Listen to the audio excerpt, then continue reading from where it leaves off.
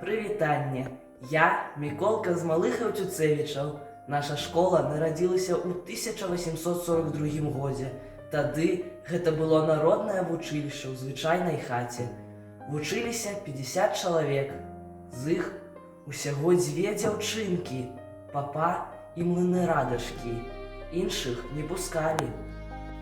Але я вам пра іншае раскажу, пра тое, што сам памятаю. У 1932 годзе наша школа стала сямігодкай.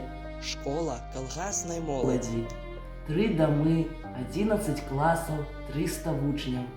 Я сядзеў за партай, калі Александр Андреевич Нячаяў правяраў шыткі, а Ніна Александровна вучыў нас не толькі закону Божаму.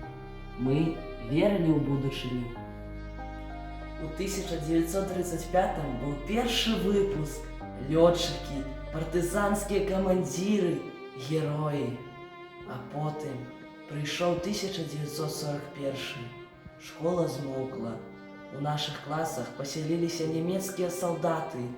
Мы, хлапчукі, бегалі міма, сціскалі кулакі. А ў 1944 перад самым вызваленнем фашысты падпалілі будынак. Усё згарэла дашчэнту. Але вы ведаеце, школа не памерла. Пасля вайны мы вучыліся ў сялянскіх хатах, таму што памяць яна мацнейшая за агонь. Не забывайце нас. Дзякуй.